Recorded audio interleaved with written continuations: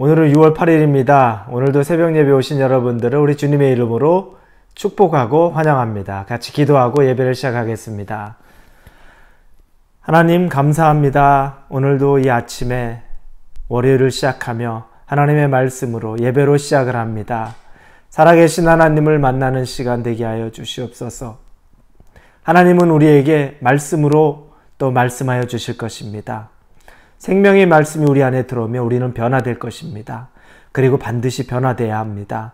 우리의 삶을 변화시키는 말씀, 행히 하나님 앞에 우리가 지은 죄가 있고 하나님 앞에 우리가 온전하지 못한 것들, 하나님 앞에 우리가 깨끗이 못했던 것들은 이 예배를 드리면서 다시 한번 정결케 되는 그 역사가 있도록 인도하여 주시옵소서. 주님만 의지합니다. 예수님의 이름으로 기도합니다. 아멘. 네, 오늘 말씀은 여호수아입니다. 7장 11절부터 15절입니다. 여호수아 7장 11절에서 15절입니다. 여호수아 7장 11절에서 15절입니다. 찾으셨으면 제가 여러분들을 위해서 봉독해 드리도록 하겠습니다. 이스라엘 자손들이 온전히 바친 물건으로 말미암아 범죄하였으니 이는 유다 지파 세라의 증손 삽디 아들 갈미 아들 아간이 온전히 바친 물건을 가졌습니다. 여호와께서 이스라엘 자손들에게 진노하시니라.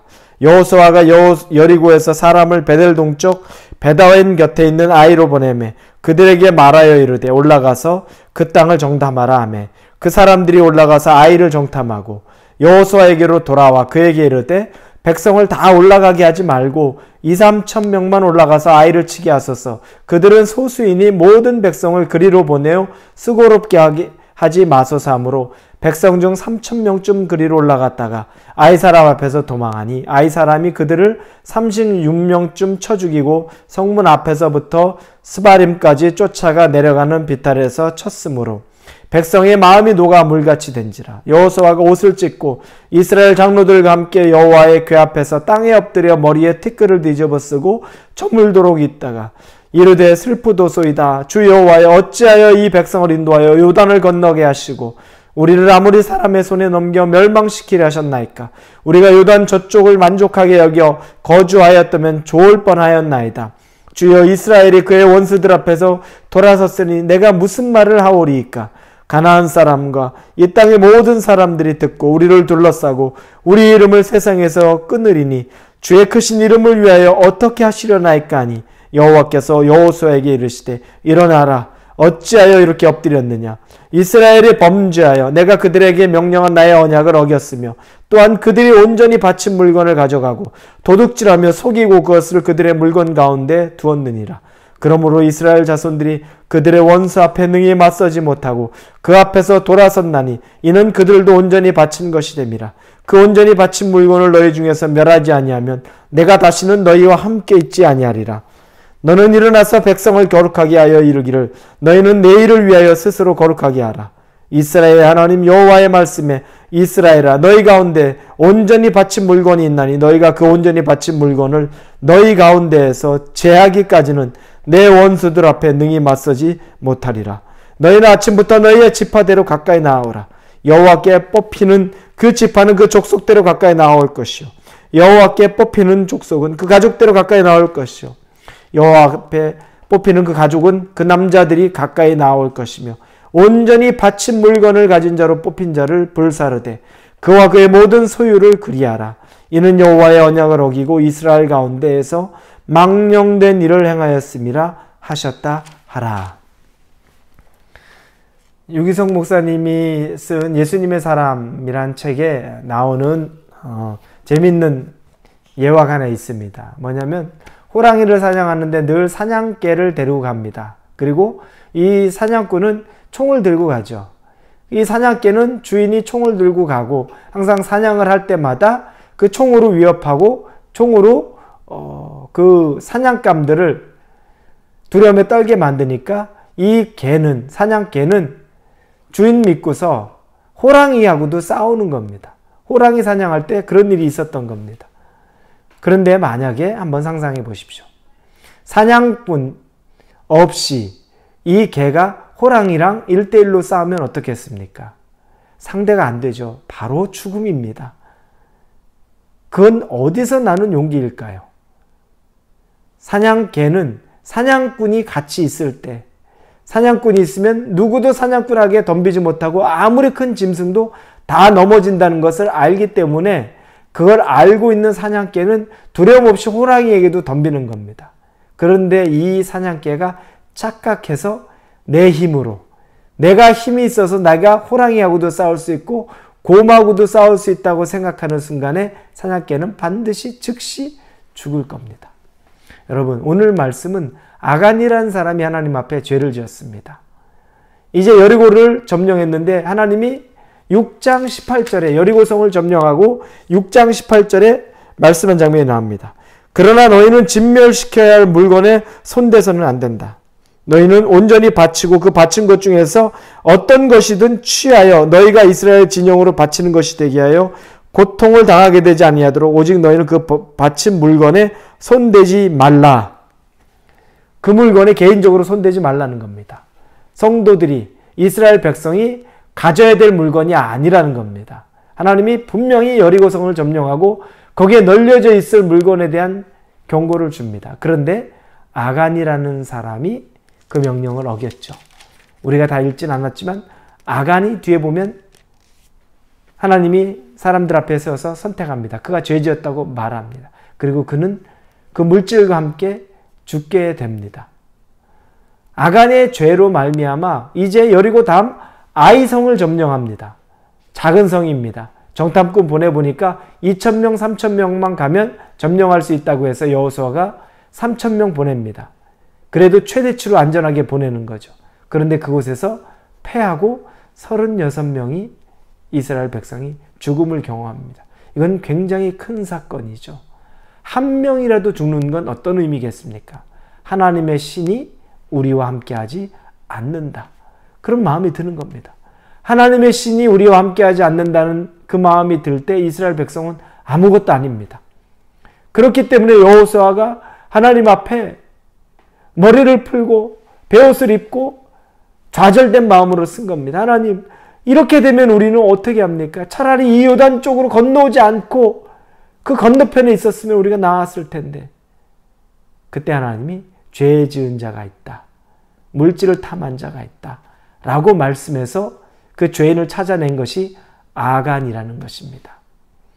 이스라엘이 이 자리에까지 올 수 있었던 것은 여러분, 이스라엘의 능력입니까? 아닙니다.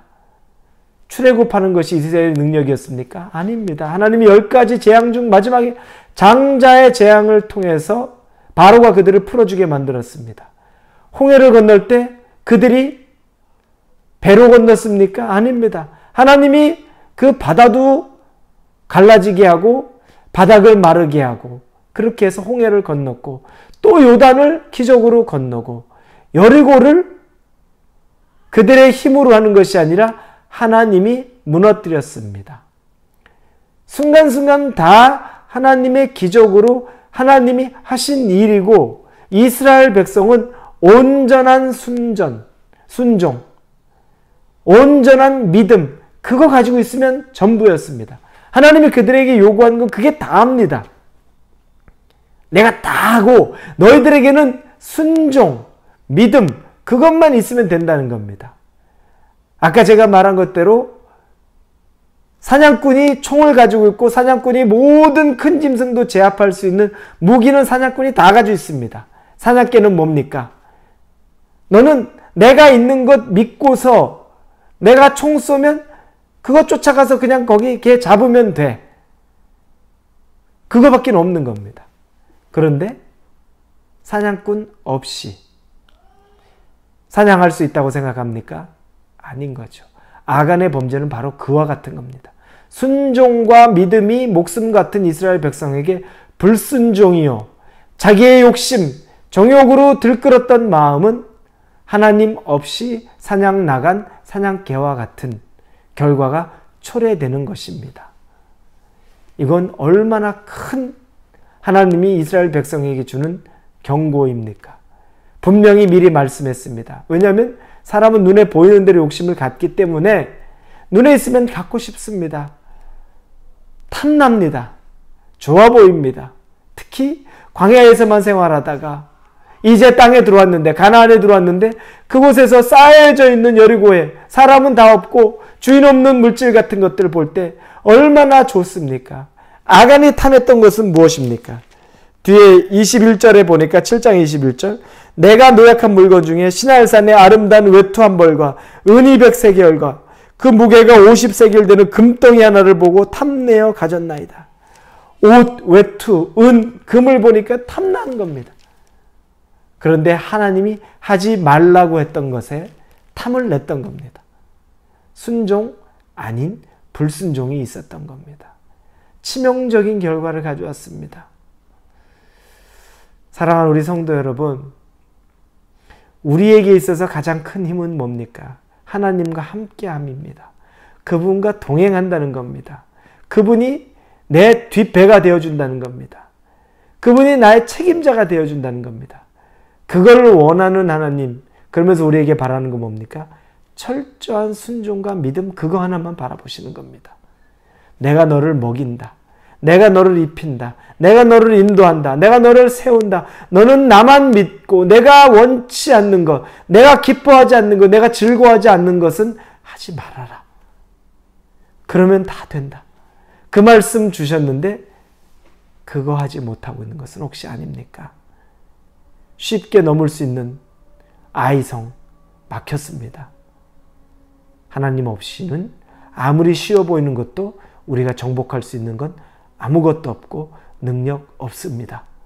하나님이 계시기에 그보다 더한 것도 우리가 넘어간 것이지 하나님 없이는 2,000명, 3,000명만 보내도 가능할 것 같다고 말한 그 작은 아이성 절대 함락 못 시킵니다. 그리고 36명이나 되는 그 목숨이 죽음을 당한 쓰디쓴 아픔을 겪게 되는 겁니다.